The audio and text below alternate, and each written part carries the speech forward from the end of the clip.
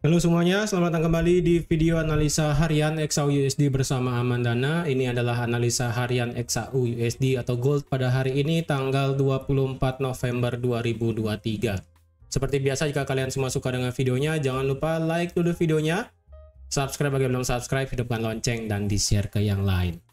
Oke, langsung aja kita lihat analisa kita. Jadi kemarin itu ya, jadi saya nggak tahu ini apa yang terjadi dengan trading view saya di sini. Analisa yang saya buat kemarin itu tiba-tiba hilang, ya. Jadi chart di sini itu bersih. Tapi saya rasa kalau nggak salah itu ya, nggak salah itu kemarin kan ada saya bilang kalau harga itu habis kena area demand yang ada di sini, ya kan? Sampai kena area demand di sini. Dan kemudian kemungkinan harga akan bisa naik sampai di 1995, kemudian dia akan turun, ataupun jika dia bisa break maka kemungkinan dia akan naik sampai ke level 2000 ya, sampai di level 2000 di sini. Dan ternyata harga itu sampai ke 1995 ya, sampai di 1995 kemudian drop lagi ke bawah. Jadi jika teman-teman ada yang open buy kemarin ya, ada yang open buy kemarin mungkin kena SL plus ataupun kena BEP ya, ataupun teman-teman yang sudah keluar setengah masih sih sekarang masih mendapatkan profit ya sebenarnya ya.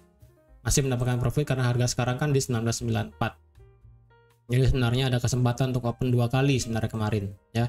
Jika harga naik sudah ada close BEP dan kemudian harga turun dan sekarang bisa open lagi. Nah, karena ini gambarnya hilang ya, gambar analisanya. Jadi di sini saya mau analisakan ulang secara dari time frame yang besar. Jadi buat para subscriber yang baru yang bingung cara analisanya gitu kan ya. Jadi saya akan langsung aja buatkan karena kebetulan juga ini chart ataupun gambar yang sudah saya buat biasanya itu menghilang. Nih bersih chartnya nih. Biasanya kan ada gambar-gambar kotak-kotak garis-garis gitu kan, sekarang menghilang. Saya nggak ngerti ini apalah yang terjadi dengan reading view-nya ini. Jadi kalau dilihat ya, kita start dari time frame weekly. Kenapa saya start dari time frame weekly? Karena saya ingin melihat sebenarnya kemana arah pergerakan XAU USD sebenarnya. Dan sebenarnya jika teman-teman perhatikan, pergerakan XAU USD itu tidak kemana-mana selama 2-3 tahun terakhir ya. Harga itu XAU USD hanya bergerak sideways ya, hanya bergerak sideways dari 2020 sampai sekarang di 2023, 3 tahun ya, hampir 4 tahun harga di XAU USD itu bergerak sideways. Jadi otomatis kita bisa buat area paling tinggi dan paling bawah untuk dari segi sektor XAU USD. Itulah mengapa saya katakan ketika sampai harga 2030 ataupun 2040 itu bisa dikatakan sebagai swing sell karena stop loss-nya cukup pendek ya. Jadi yang pertama kita lihat dulu dari time frame weekly. Kalau menurut saya pribadi berarti perjalanannya adalah sekarang harga itu mencapai ke dalam zona area resisten dan juga zona area supply. Dan kalau kita lihat juga area supply sekarang itu sebenarnya ada yang paling besar di sini ya. Ini zona supply yang paling besar banget ya, dari 2080 sampai supportnya adalah di 2030. Jadi ini merupakan area besar supply yang sangat besar ya. Tapi di bawah area supply besar ini kita ada satu area supply kecil yang ada di sini, yang ada di 2015 ya. Saya kasih harga tengah yaitu 2015 ya, walaupun sebenarnya range area daripada besar area demandnya di sini, area supply, sorry maaf, yaitu dari sini ya, dari 2022 sampai di 2007. Jadi itu merupakan area supply kecil terdekat sebelum kita nanti bisa mencapai zona supply besar yang ada di atas, yang paling atas di sini ya, yang ada di 2080 di sini. Nah, ketika kita sudah tahu melihat area supply yang ada di atas, otomatis kita juga perlu melihat di mana area demand terdekat dari sudut pandang daily. dari sudut pandang daily kalau dilihat di manakah kita bisa membuat satu area demand ya. Area demand yang pertama itu kita bisa buat yang dari sini. Ini kita lihat dari sudut pandang daily ya. Yang ada di 1932 sampai di 1910. Dan kemudian di sini juga ada satu area demand dari sudut pandang daily. Yang ada ini adalah 1872 ya. Yang 1872. Nah, ketika kita sudah tahu untuk memplotkan di mana zona area supply dan demand, selanjutnya adalah kita akan melihat dari sudut pandang time frame H4 ya. Karena kalau kita lihat dari sudut pandang time frame H4, untuk area zona demand ya, untuk area zona demand saat ini kita bisa kecilkan zona area demandnya sebesar ini ya. Kita kecilkan sebesar ini aja, jadi nggak usah terlalu besar banget, karena dari sudut pandang time frame H4 kita sudah cukup melihat besarnya area demand itu sebesar ini. Nah, segini ya, sudah pas. Ini yang bagian paling kiri. Kemudian kalau kita pindahkan ke bagian kanan, untuk zona demand sebenarnya adalah ada di sini. Dari sudut pandang time frame A4, ini merupakan zona demand terbaru ya. Demand terdekat maksudnya ya, bukan berarti terbaru sih, ini zona demand terdekat. Nah, kalau kita sudah lihat zona demand-nya di sini ya, berarti kita lihat otomatis sekarang market structure-nya seperti apa. Kalau kita lihat market structure-nya adalah beberapa hari kemarin ya, kita ambillah dari demand yang pertama di sini. Harga itu membuat higher high, higher low, higher high, higher low, higher high. Kemudian dia membuat higher low ya, masih buat higher low. Kemudian dia buat lower low.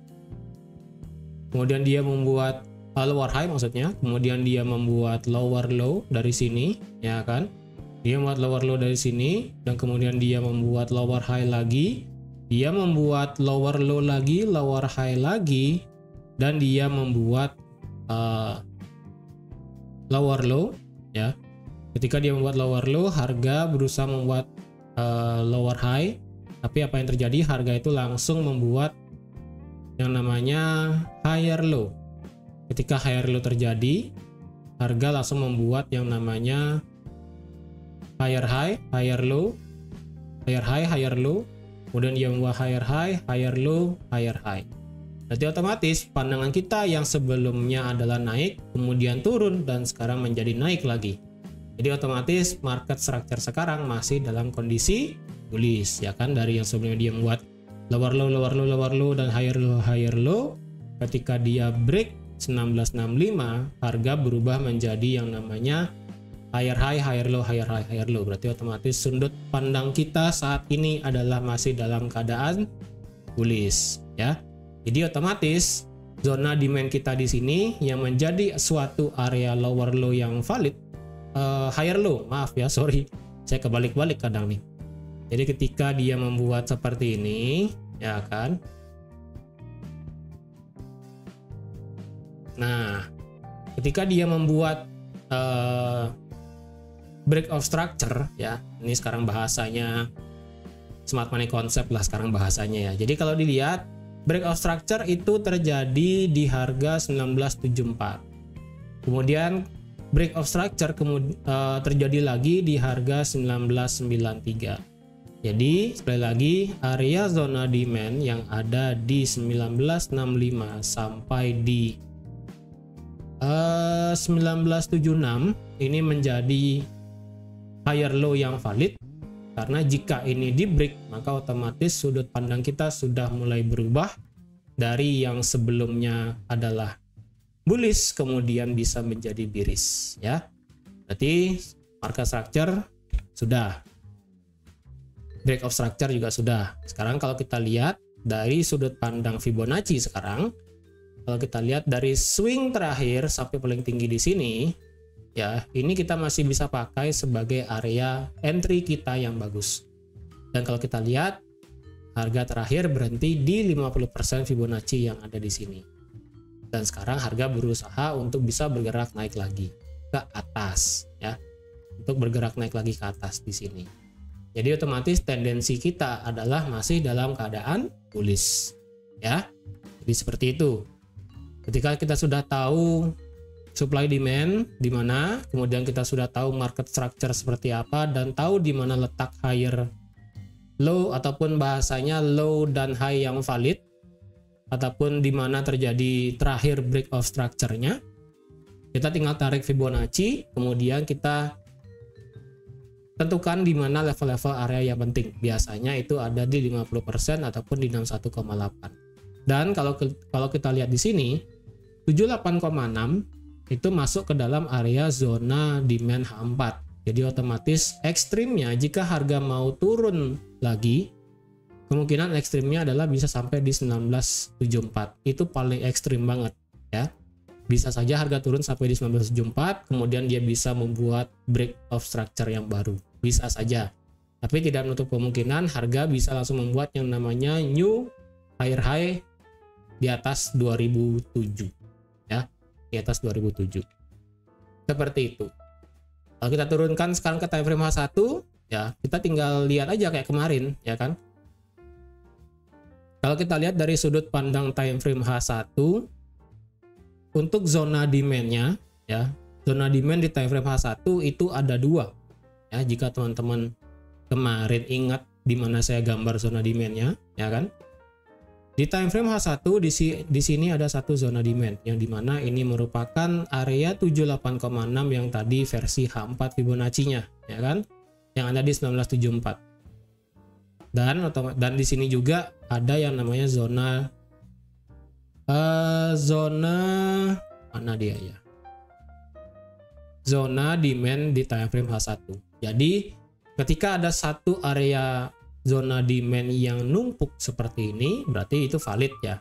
Karena di time frame H4 kita lihatnya sebesar ini. Tapi kalau dari sudut pandang H1 kita ada dua. Jadi mau pilih salah satu ataupun pakai keduanya juga apa sama aja ya. Jadi kalau saya pribadi lebih prefer untuk saat ini ya, untuk saat ini saya lebih prefer untuk ambil yang tengah aja, yang ada di time frame H1 di sini. Ya, ini yang terjauh, yang terdekat di mana? Yang terdekat yang tadi, sini ya. Di sini, ini merupakan area zona demand terdekatnya. Dan harga sudah kena, kemudian harga mantul. Mantulnya pun logis ya, karena kalau dilihat mantulnya pun di sini harga merespek yang namanya area support become resistant, dan juga di sini ada yang namanya area supply kecil. Ya. Di sini juga ada namanya supply kecil, dan supply kecil di sini sudah disentuh baru disentuh satu kali ya. Yang ada harga di 1998 dan kemudian turun. Nah, penolakan dari apa ya bahasanya? Bukan penolakan sih, apa sih? Pantulan harga ya, pantulan harga yang ada di zona supply H1 di sini itu ternyata tidak membuat area demand H1 di sini turun ya. Berarti otomatis zona demand yang ada di 1987 ini masih kuat menahan harga untuk bergerak turun. Karena tendensinya adalah jika suatu area level itu kuat ya. Karena kalau kita lihat kan perbandingannya adalah ini sama-sama di time frame H1 ya. Kita tidak melihat ini sebagai zona dulu ya yang di atas di sini. Ini kita ya bahasanya kayak bahasa kita dulu duel lah. Jadi duel antara area supply di 2000 dan juga duel demand di harga 1987.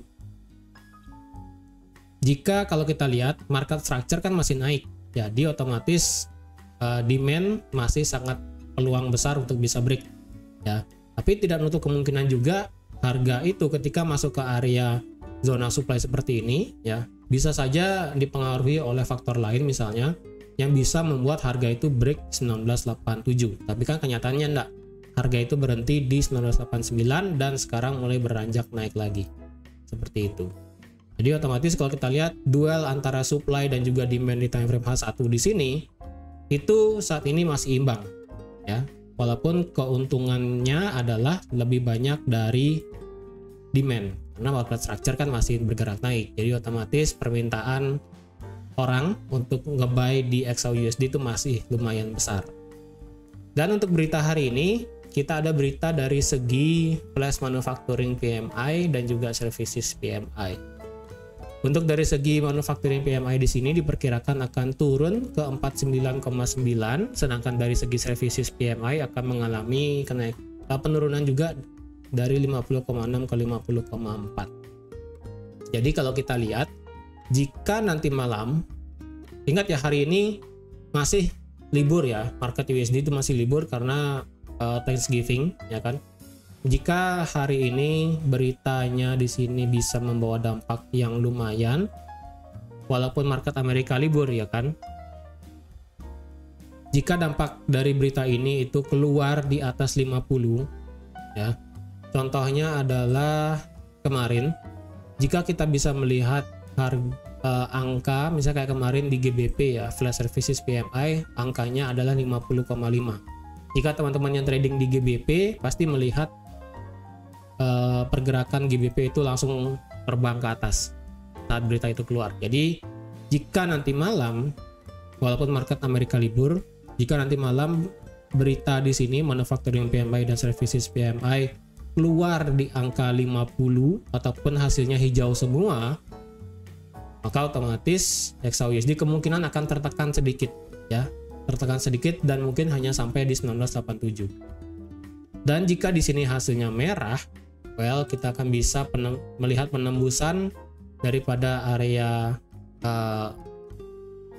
resisten ataupun supply yang ada di 2000, dan kemungkinan harga itu akan langsung mengejar area zona demand daily yang ada di 2007 sampai di 2022 ya, bisa sampai sini. Jadi kalau teman-teman mau ambil posisi baru saat ini, saya rasa lebih baik untuk menunggu harga itu balik lagi naik di atas 2000, tapi harus didukung dengan berita nanti malam. Jika takutnya adalah jika per hari ini harga terus naik sampai ke 2000 dan nanti malam di sini hasilnya hijau semua, takutnya harga itu malah seperti ini. Ya, takutnya seperti itu. Jadi, jikapun teman-teman ada yang sudah ambil posisi buy, ya target pertama sekali lagi sampai di 2000 aja ya, nggak usah terlalu banyak. Karena sekarang kan juga hari Jumat. Ya, kita santai aja lah hari Jumat ya. Jadi lebih baik posisi kita di hari Jumat itu sudah clear. Lebih baik tidak ada posisi lagi di hari Jumat dan kita bisa bersiap untuk posisi yang baru di minggu depan. Saya rasa sih seperti itu lebih baik ya. Daripada harus menunggu sampai minggu depan baru close, saya rasa lebih baik kita selesaikan aja tradingannya sampai nanti malam. Jika ada yang ingin open ataupun yang sudah open. Oke. Jadi berita nanti malam kemungkinan akan berdampak sedikit jika hasilnya positif. Tapi jika hasilnya negatif, well kita akan melihat kenaikan XAUUSD sampai ke 2007 mungkin. Oke. Jadi teman-teman sekian aja untuk analisa XAUUSD pada hari ini.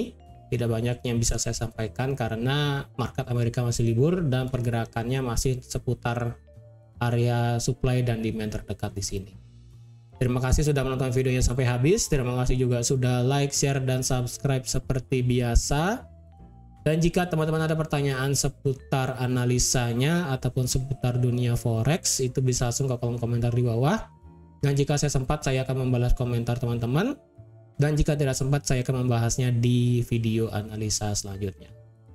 Oke, jadi sekian aja dan sampai jumpa di analisa XAUUSD minggu depan. Bye-bye.